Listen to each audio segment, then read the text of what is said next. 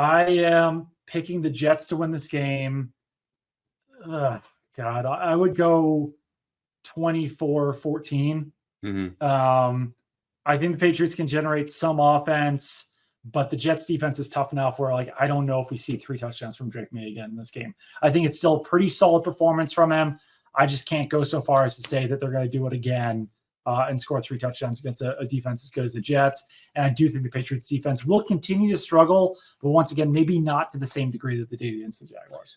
Yeah, it's tough because, as I said at the top, baked into this game is what is the Patriots' level of buy-in for Giardi Mayo? What is their toughness? Like, that's the measuring stick of what this game is going to be. And I think you will see that for most of the first half. Hell, the Patriots might have a lead at halftime in this game.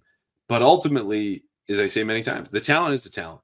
And that gap is so wide right now between these two teams. I don't expect the Patriots to play either the luckiest or the closest to perfect game that they've had all season. Like, they've actively regressed. That's the big issue with this team.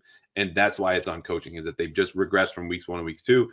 I think this ends up the Jets pulling away 27-13 in a way that, weirdly, even for a team that covers by almost double, fans feel better about, because maybe it's, 14-13, 17-13 going into the fourth quarter, and you just had, a drop here or a strip sack there, and the Jets get an easy one. But I think the Patriots need one of those to win. And it's too hard to see right now. It really just ultimately can't be like a 34-0 game. Like, yes. That's the one thing that they absolutely have to avoid, because, like, I don't know what this looks like a week from now if that happens. And we haven't seen one of those games yet, really. We saw a few last year. Sure did. We know what happened to the head coach then, which is, to be clear, not what is going to happen to Giardi Mayo after the season, no matter what has been said or reported or alluded to elsewhere. Would be absolutely shocked. Yeah, 100%. I would be completely shocked too. Yeah. It's crazy. I think that the Jets had, when I was watching their Steelers film, the Steelers own them on the Steelers offensive line owned the Jets defensive line. They were getting a lot of push on the interior. They ran the ball, typical play action shot plays. I thought the Steelers were lucky with Russell Wilson's moon balls that are being caught with one hand or bouncing off Steelers like 8 times and they're catching it. I think that the Jets offense is a tough watch, even with Davante Adams. I expect him to be in the slot. I really don't like this offense. I don't like what Rodgers is doing. A lot of it is he doesn't take any deep shots unless it's a receiver one-on-one on the boundary and he's throwing a back shoulder or a go where he's not going to get picked off. There's very little in the middle of the field. You get a lot of what you should expect is a lot of short, quick passes to Davante Adams or Garrett Wilson. And then at some point they're going to fake it and do a double move and then they're going to go. Rodgers loves that. It's very simplistic.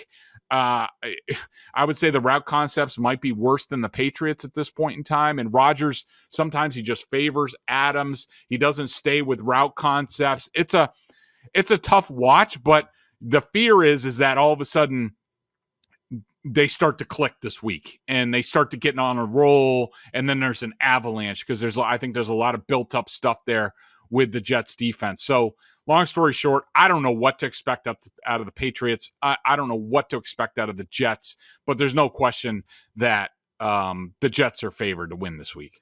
I think the Jets get right. The Patriots are the get-right team. I really do not want to see them let go of the rope, but I'm fearful of that. I think Drake Maye, I think we'll get a typical Drake performance. I think he'll make some plays because he does.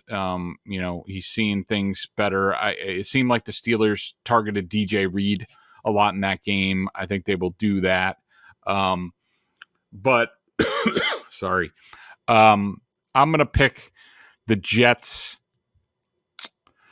27, Patriots 13.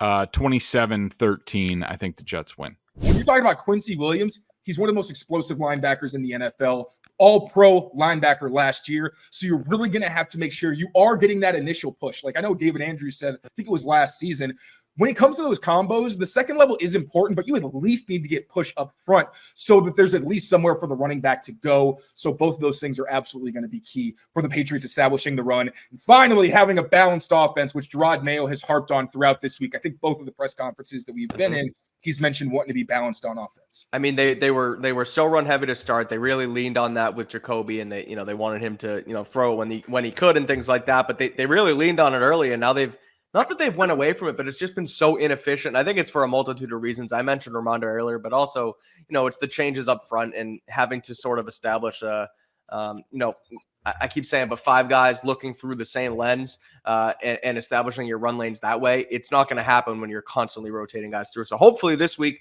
Mondre gets healthy, Vidarian Lowe comes back, and they sort of have a better, more cohesive, if you will, front offensive line in front of them to get it going there. So Giardi Maye calls this team a soft football team because they couldn't establish the run. But the other thing they couldn't do is stop the run. A guy like Gonzalez, if you take Garrett Wilson out and you can bracket Devontae, that Belichick method of take out the number 2 with your best guy and then let your other 2 guys man up against your 1. That's probably what I would do if I was playing the Jets right now. Patriots have a size problem at corner, especially as it relates to this Jets team. And we saw it in the first one where you're cycling through guys trying to figure out how to cover Lazard and Mike Williams. And not that either guy had like these monster numbers. It was actually Ty Conklin who went bananas in that game, right? But that John Jones at 5'9" and 5'8" or whatever he is, and Marcus Jones at 5'8", 180, like had a hard time taking him to the ground when they got the ball. And we saw they ended up going to Alex Austin, who hasn't really been dressing for the Patriots here for the last month or so, to try to get a little bit more size on the field and deal with him that way. And so now you add Adams to the mix, who's not a small guy, not a monster receiver, but not a small guy. And it's just like Gonzalez is their biggest corner. I'm not sure how they figure out the proper way to match up. The one thing with I guess the counter to my argument would be Garrett's not been playing well. And Aaron, after Devontae made this whole rousing speech, and I'm curious your thoughts on it from just the outside point of view of a guy 5 days in the locker room coming in and basically saying this culture sucks. He wasn't wrong. Right. That's for damn sure. But just curious on that. But if you put Gonzalez on Adams, do you say Rodgers is going to have to force it to Garrett, who's not playing with confidence right now? We think we could force an interception. Maybe that's the move because, Devontae is still, 6'2", 210, 220. And like his footwork, I mean, that's no joke of a matchup. Although, we look at Stephon Diggs, who's a smaller version of Devontae in a lot of ways, that route runner. It's not going to burn you with speed. Yep. Gonzalez didn't have his best afternoon there. So I don't know.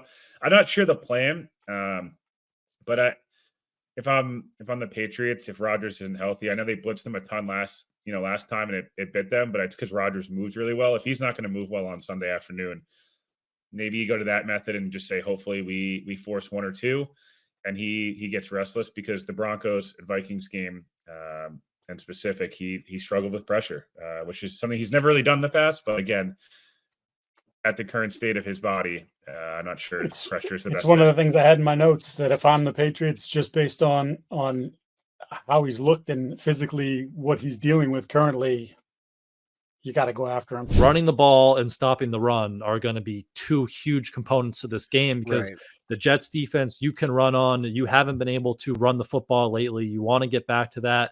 And then on the other side of things, they have, Braylon Allen and Breece Hall, 2 really good running backs. I think they were like 130 rushing yards against you. It was 130 or 150, but a lot of rushing yards against you in that week 3 matchup. So can you show something here, and can you push back, and can you respond? Again, they've all said they're going to take these soft comments as a challenge.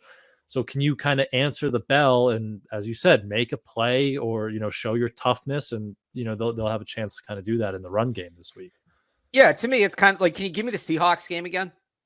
Yeah. Right. If they can get back to that, like that to me was, playing that way, not going to win a ton of games. You're going to win some, you're going to be in all of them, like, or most, I guess. Like, if they can get back to that, then they got to be better. Cause again, it's about progress, but I know the bar's on the floor here, but it kind of is after the last 3 games. Kind of is. Support us and sign up at Prize Picks. Go to prizepicks.com/CLNS or download the app today and use code CLNS at prizepicks.com/CLNS and get $50 instantly when you play $5.